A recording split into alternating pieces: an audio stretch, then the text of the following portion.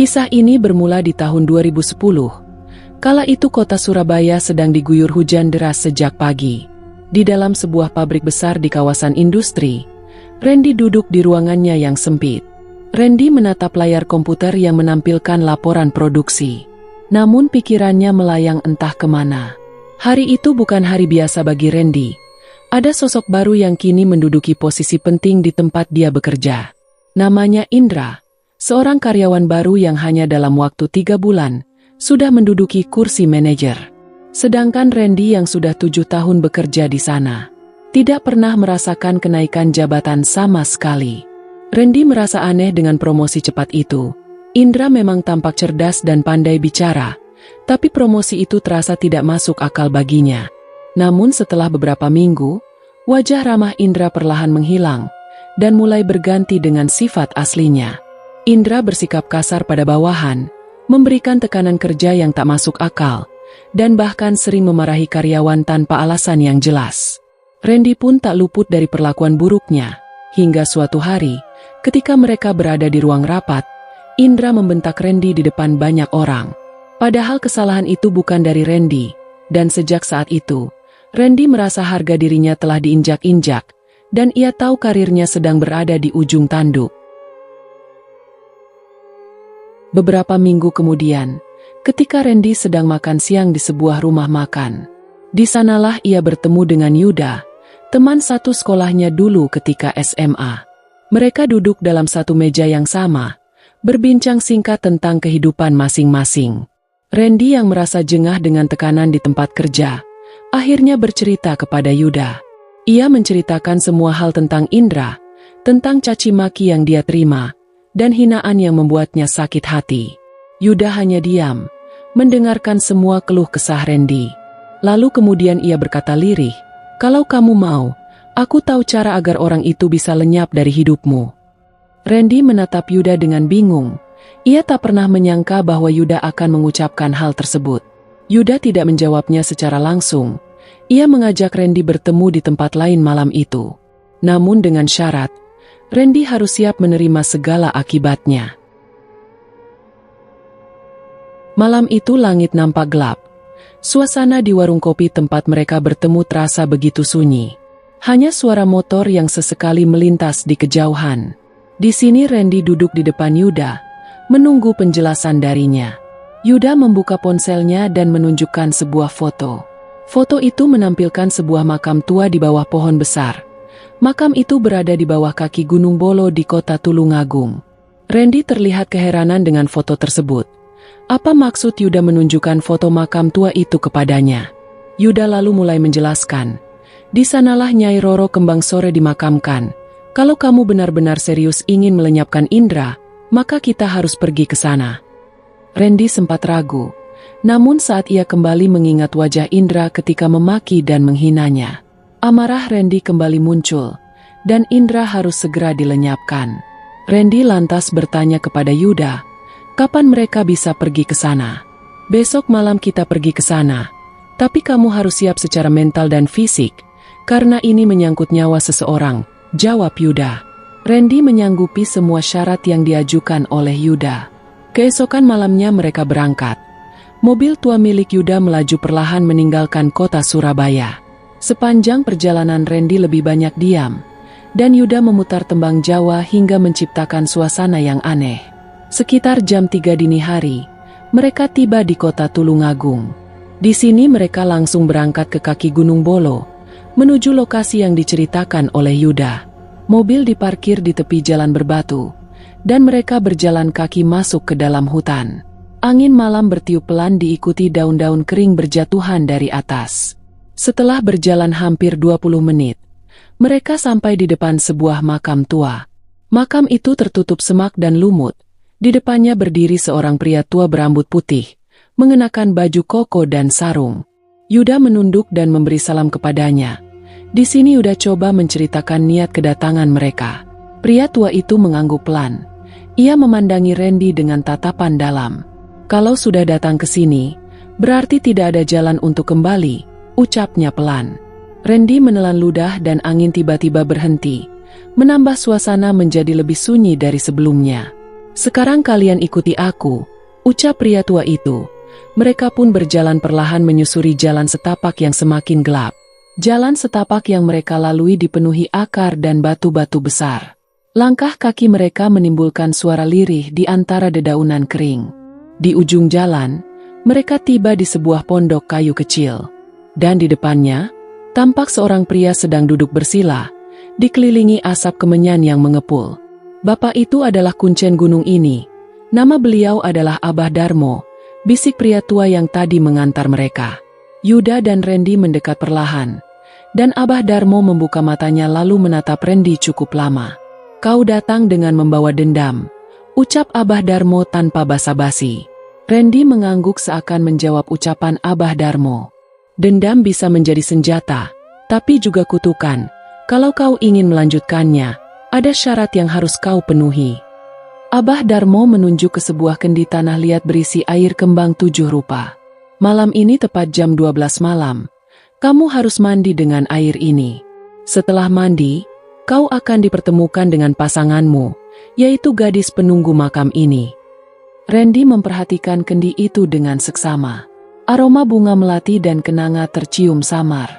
Randy terdiam dengan jantung berdegup kencang. Ia belum bisa membayangkan seperti apa ritual ini sebenarnya. Kalian harus bersatu layaknya sepasang suami istri, lanjut Abah Darmo. Kalau dia menerima maka restu akan turun. Tapi ingat setelah ritual itu kau lakukan, maka tidak ada jalan untuk kembali. Setelah itu bawa kambing kendit yang sudah dimasak, lalu kuburkan di sebelah timur makam. Dan jangan tanyakan alasannya, kau cukup ikuti semua syaratnya, ucap Abah Darmo. Randy mengangguk meski dalam hatinya masih ada rasa takut. Namun rasa dendam dan kebencian pada Indra lebih besar dari apapun. Abah Darmo mengambil napas panjang, pergilah untuk istirahat, karena malam ini hidupmu akan berubah selamanya. Waktu menunjukkan jam 12 malam. Randy duduk di atas tikar pandan dengan tubuh yang gemetar. Ia hanya mengenakan kain putih yang dililitkan di pinggang, dengan air kembang 7 rupa berada di depannya. Abah muncul dari balik pondok, membawa dupa dan seikat daun sirih. Tanpa mengucapkan apapun, Abah mulai mengelilingi Randy sambil membaca doa. Randy berusaha tetap tenang dengan menutup mata. Namun keringat mulai membasahi kening dan tubuhnya. Sekarang waktunya mandi, ucap Abah. Randy berdiri pelan dan melangkah mendekati gentong air. Lalu ia mengguyurkan air ke tubuhnya secara perlahan. Aroma bunga melati langsung tercium di udara.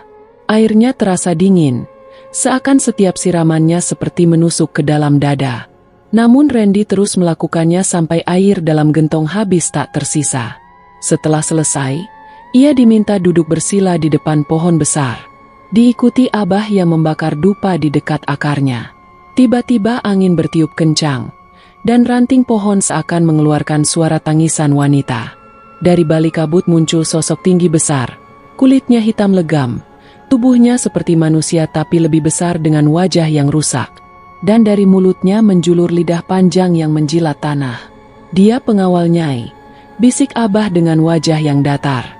Sosok itu mendekat dengan nafas berat dan bau yang busuk. Lalu ia menyodorkan mangkuk berisi air kental berwarna kehijauan. Sosok itu meminta Randy untuk meminum air kental tersebut. Randy terdiam sejenak dan perutnya mulai mual. Namun ia tahu, jika dirinya berhenti sekarang, maka tidak ada jalan untuk kembali. Dengan gemetar ia meminum air itu perlahan. Rasanya amis dan sulit untuk dapat dijelaskan, tapi Randy menahannya, dan tetap meminumnya hingga tetesan terakhir. Tiba-tiba suara tawa wanita terdengar dari balik pohon.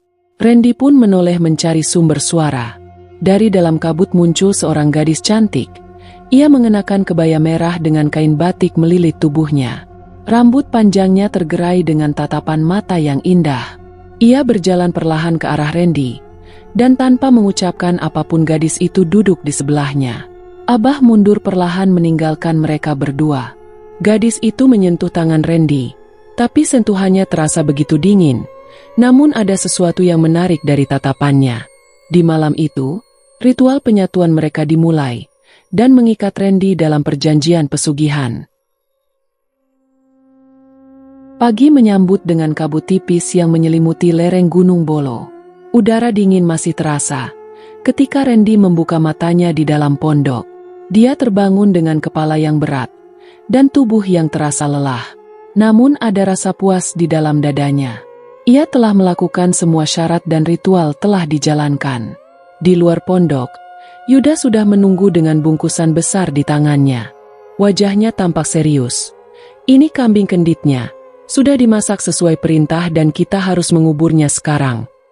Mereka langsung berjalan ke arah timur makam, dan Abah berjalan di depan mereka, sambil membawa cangkul dan sekantong bunga 7 rupa.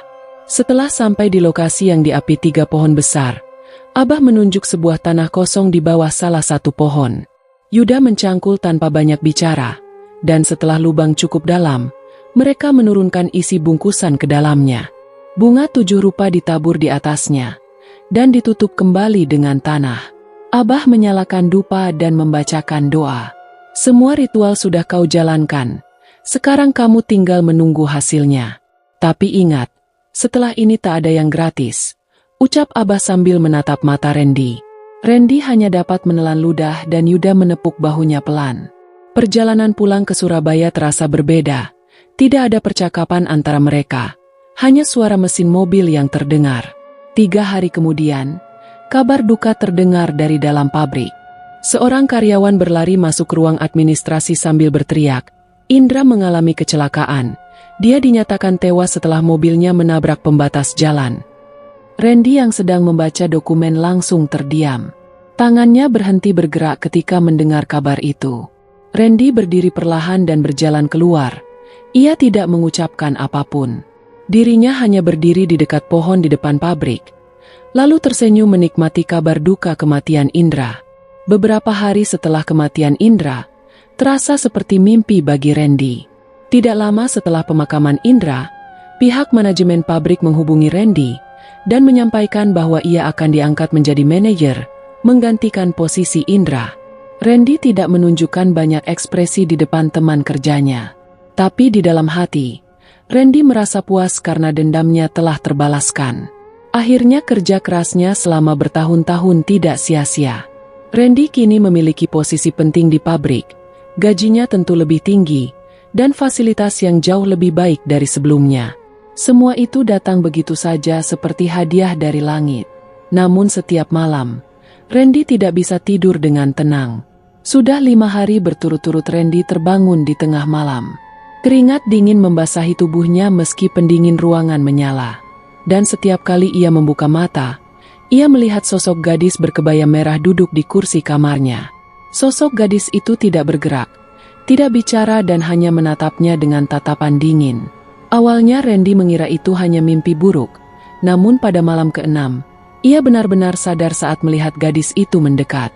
Ia bisa mencium aroma melati bercampur bau bangkai. Saat gadis itu berdiri di samping tempat tidur, Randy tak bisa bergerak dengan tubuh terasa kaku. Dan kemudian gadis itu naik ke atas ranjang, melayang di atas tubuh Randy dan menatapnya. Wajah mereka hanya berjarak beberapa senti, lalu gadis itu berbisik pelan, "Ini bukan mimpi, dan kamu adalah milikku." Setelah itu segalanya menjadi gelap, dan pagi harinya Randy terbangun dengan tubuh yang lemas. Nia, istri Randy, tidak menyadari apapun. Ia hanya mengeluh, karena Randy tampak makin kurus dan sering melamun. Namun Randy tahu, semua itu adalah bagian dari perjanjian pesugihan. Dan Randy mulai menghitung hari, sudah 1 minggu sejak ritual dilakukan. Dan selama seminggu itu, setiap malam gadis berkebaya merah selalu datang. Namun di malam ke-7 gadis itu tidak muncul. Randy justru merasa gelisah seolah ada sesuatu yang salah. Dan benar saja, keesokan harinya ia mendapat telepon dari rumah sakit. Adik perempuannya mengalami kecelakaan dan kondisinya kritis. Randy langsung menuju ke rumah sakit. Di ruang UGD ia melihat tubuh adiknya penuh luka dan darah.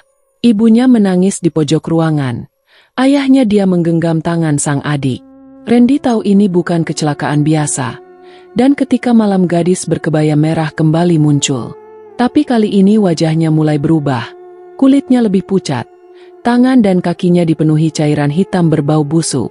Namun matanya masih menatap Randy.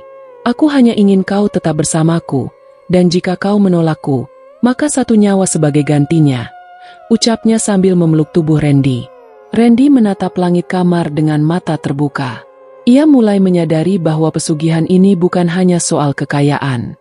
Ada harga yang harus dibayar, yaitu nyawa dari setiap anggota keluarganya. Pagi itu Randy duduk di tepi ranjang, memegangi kepalanya yang terasa berat. Nia masih tertidur, tapi napasnya terdengar sesak. Sesekali ia batuk mengeluh lirih meski dalam tidur. Sudah 2 hari Nia mengalami batuk darah, awalnya hanya sedikit. Tapi pagi ini, noda darah menempel di bantal dan sprei. Randy mulai panik. Ia membawa Nia ke rumah sakit. Dokter mulai memeriksa kondisi Nia, namun semua hasilnya nihil. Secara medis, istri Anda tidak mengalami penyakit apapun, ucap dokter dengan bingung. Randy hanya mengangguk. Meski hatinya menolak penjelasan itu, ia tahu ini bukan penyakit biasa. Malam harinya ia kembali melihat gadis berkebaya merah. Kali ini lebih jelas dan lebih menyeramkan. Wajahnya mulai dipenuhi luka-luka kecil. Kulitnya mulai keriput namun senyumnya tetap manis namun dingin. Randy mundur perlahan. Ia sempat menabrak meja kecil di pojok kamar, membuat lampu tidur jatuh dan padam. Dalam gelap, suara gadis itu masih terdengar. Kalau kau menolakku, maka istrimu yang akan menggantikanmu. Randy menjerit dan langsung menyalakan lampu utama. Sosok gadis berkebaya menghilang, menyisakan Randy dan Nia di sana. Keesokan paginya, Nia tidak bisa bangun dari ranjang, tubuhnya lemas, matanya mulai menguning. Dan yang paling mengerikan, setiap kali ia batuk, keluar belatung hidup dari mulutnya. Randy benar-benar tak tahu harus berbuat apa. Ia memanggil Kiai ke rumah. Namun ketika Kiai mulai membaca ayat suci seluruh lampu mulai padam. Lalu gelas di meja tiba-tiba pecah sendiri, dan pintu kamar tertutup rapat seolah ada yang menguncinya dari dalam. Kiai itu segera keluar dan berkata lirih, "Ini bukan gangguan biasa, ada perjanjian yang telah dibuat, dan saya tak bisa ikut campur kecuali pelakunya sendiri yang bertobat." Randy merasa seluruh dunia runtuh di atas pundaknya. Ia mengurung diri di dalam kamar mandi. Gadis itu kembali muncul. Kali ini ia duduk di kursi makan. Dan di tangannya ada boneka kecil yang terbuat dari kain kafan. "Ambil boneka ini, lalu kubur di samping makamku," ucapnya pelan. Randy menundukkan wajahnya. "Aku sudah tidak sanggup, kumohon biarkan Nia sembuh." Randy jatuh terduduk, air mata mengalir di pipinya. Namun sosok gadis itu menghilang begitu saja. Keesokan paginya Randy langsung menghubungi Yuda. Ia menceritakan semuanya sambil menangis. Yuda hanya diam lalu berkata singkat, "Kamu pikir aku tidak mengalami hal yang sama? Bedanya, aku sudah tidak punya siapa-siapa. Kamu masih punya istri, pilih sekarang dia atau kamu." Dan sambungan telepon tiba-tiba terputus begitu saja. Hari itu Randy memutuskan pergi sendiri ke Tulungagung. Ia membawa boneka dari kain kafan itu. Sepanjang jalan wajah Nia terus terbayang. Wajah yang dulu ceria, kini pucat dan penuh penderitaan. Ia tiba di kaki Gunung Bolo menjelang maghrib. Langit mulai gelap ketika Randy menginjakan kaki di sana. Ia menuju makam Nyai Roro Kembang dengan langkah berat. Namun anehnya tak ada siapapun di sana. Randy menggali tanah di samping makam. Lalu ia kuburkan boneka itu dan menutupnya kembali. Kemudian suara wanita terdengar. "Satu hutangmu lunas, tapi hutang yang lain baru dimulai." Randy lari dari tempat itu tanpa menoleh sedikit pun ke belakang. Namun ia tahu semuanya belum berakhir. Ia kembali ke Surabaya dengan tubuh lelah. Setibanya di rumah suasana terasa berbeda. Nia sedang duduk di ruang tamu dengan tatapan kosong.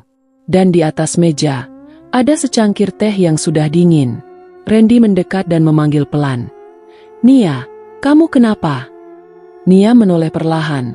Tapi pandangannya seperti tidak mengenali Randy. Randy merasa merinding dan mencoba menyentuh tangan istrinya. Namun tubuh Nia terasa begitu dingin. Seperti tubuh orang yang baru keluar dari kamar mayat. Malam itu Randy tidak bisa tidur. Ia memandangi Nia dari tempat tidur. Istrinya hanya berbaring, dengan mata terbuka menghadap langit-langit kamar. Jam menunjukkan pukul 2 dini hari, dan tiba-tiba Nia berbicara. Dia duduk di pojok ruangan, bisiknya. Randy langsung menoleh ke sudut kamar. Namun tidak ada siapapun di sana. Aroma bunga melati mulai memenuhi seisi kamar. Di sini Randy tahu siapa yang akan datang. Gadis berkebaya merah itu kembali. Ia tidak menampakkan wujudnya malam itu. Namun keberadaannya bisa dirasakan dengan sangat jelas. Esok paginya, Randy memutuskan untuk izin tidak masuk kerja. Ia membawa Nia ke rumah orang tuanya. Namun anehnya, saat tiba di sana Nia tampak normal kembali. Ia bisa tersenyum, berbicara, bahkan membantu ibunya di dapur. Randy bingung. Ia merasa seperti sedang berada di dua dunia berbeda. Satu dunia di rumahnya sendiri yang dingin dan penuh tekanan. Dan satu lagi di rumah orang tuanya yang hangat dan damai. Namun semua itu tidak berlangsung lama. Malam itu di rumah orang tuanya, Randy terbangun karena mendengar suara tawa. Tawa lirih seorang perempuan. Ia bangun dan berjalan ke arah dapur. Di sana ia melihat Nia sedang duduk di kursi, sedang berbicara sendiri. "Kenapa kamu datang ke sini? Ini bukan tempatmu," ucap Nia dengan suara pelan tapi jelas. Randy coba mendekat. Namun tiba-tiba Nia menoleh dan matanya sepenuhnya hitam.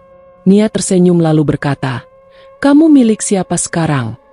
Randy mundur dan hampir menjatuhkan teko di meja. Namun saat ia berkedip, Nia kembali seperti biasa. Tatapannya polos dan kebingungan. "Aku kenapa, Mas?" tanyanya lembut. Randy tidak menjawab dan hanya memeluk Nia dengan erat.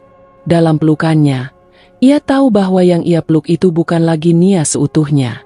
Ada sesuatu yang ikut tinggal di dalam tubuh istrinya. Dan malam itu, Randy memutuskan untuk kembali ke Tulungagung. Ia bermaksud ingin bertemu langsung dengan Abah Darmo. Ia ingin tahu cara mengakhiri semua ini. Namun saat ia tiba di sana, makam Nyai Roro Kembang Sore tertutup kain putih panjang. Dan penjaga makam berkata bahwa Abah Darmo telah meninggal 3 hari yang lalu. "Tidak ada yang boleh datang lagi ke sini," ujar penjaga itu dengan nada berat. Namun Randy memohon dengan berlutut sambil menangis. Memohon agar ada yang bisa membantu. Di sini penjaga makam itu akhirnya berkata pelan, "Kalau kamu betul ingin mengakhirinya, kamu harus mengorbankan sesuatu yang lebih besar dari apa yang sudah kau dapatkan." "Apa maksudnya?" tanya Randy. Namun penjaga itu diam dan masuk kembali ke dalam rumah kecilnya. Randy pulang ke Surabaya dengan hati yang makin berat. Saat tiba di rumah, Nia sudah tidak ada. Ia coba bertanya ke tetangga, namun tak ada yang melihat Nia pergi. Randy coba cari ke rumah orang tuanya, namun Nia tetap tidak ada di sana. Hingga malam hari, Nia tetap tidak dapat ditemukan. Randy menangis namun tidak ada yang bisa ia lakukan. Dan malam itu, ia mendengar suara langkah kaki dari dalam kamarnya. Langkah kaki yang berat dan lambat, disusul bau busuk dan amis darah. Gadis berkebaya merah datang kembali, dan kali ini, ia membawa seseorang bersamanya. Seseorang yang tubuhnya tidak bisa dikenali. Namun Randy tahu itu adalah Nia. Dan sejak malam itu, rumah Randy tidak pernah benar-benar kosong. Hari itu langit di atas rumah Randy berubah menjadi mendung. Angin berhembus aneh, berputar hanya di sekitar rumah Randy. Suara tangisan anak kecil dan suara gamelan dari dalam rumah mulai terdengar. Tetangganya tak ada yang berani mendekat. Mereka menganggap rumah itu sudah tidak layak dihuni manusia. Bau busuk bercampur bau kembang menyebar ke seluruh komplek. Beberapa warga melapor ke Satpam, namun ketika petugas datang, mereka tak menemukan siapapun. Randy seperti menghilang, namun kenyataannya ia masih ada di dalam rumah itu. Randy duduk di dekat ranjang, menatap kosong ke arah dinding. Hari itu tepat malam Jumat Kliwon. Randy merasa tubuhnya semakin berat. Bukan karena sakit, tapi seperti ada sesuatu yang tumbuh dari dalam dirinya. Tangannya bergetar, kukunya memanjang dan rambutnya rontok satu persatu. Kulitnya menjadi pucat seperti lilin, dan saat ia menatap ke arah cermin, yang muncul adalah wajah gadis berkebaya merah. Dia tersenyum, lalu membuka mulutnya lebar-lebar hingga wajahnya robek. Suara perempuan itu muncul di dalam kepala Randy. "Kau telah kuterima seutuhnya. dan tak ada jalan untuk kembali. Randy meneteskan air mata darah. Ia ingin kabur, namun setiap pintu yang ia buka selalu membawanya kembali ke kamar itu. Ia mencoba menulis permintaan maaf untuk Nia. Namun setiap tulisan itu selesai, tiba-tiba lenyap sendiri. Berganti dengan tulisan lain, tidak ada maaf bagi yang mengikat perjanjian pesugihan. Di hari ke-7 bulan Suro, rumah Randy meledak dalam sunyi. Bukan ledakan karena api, namun ledakan gaib. Rumah itu tiba-tiba menghilang dan hanya menyisakan pondasi. Tapi anehnya, setiap malam masih terlihat cahaya lilin dari balik semak. Warga sekitar menyebut itu cahaya dari jiwa Randy yang terjebak. Beberapa paranormal mencoba masuk ke rumah itu, namun tak satu pun yang bisa kembali dengan waras. Ada yang berteriak-teriak menyebut nama Nyai. Ada yang berdiam di pojok ruangan, dan ada pula yang tiba-tiba menghilang di depan mata. Kisah Randy menjadi legenda di kota itu. Anak-anak dilarang bermain di area bekas rumahnya. Namun suara tangisan dan gamelan masih sering terdengar. Dan jika diamati baik-baik, ada bayangan seorang lelaki duduk di bawah pohon belakang rumah itu. Randy tidak bisa pergi dan tidak bisa mati, karena jiwanya sudah terikat pesugihan, dan perjanjian pesugihan itu tidak pernah bisa dicabut kembali.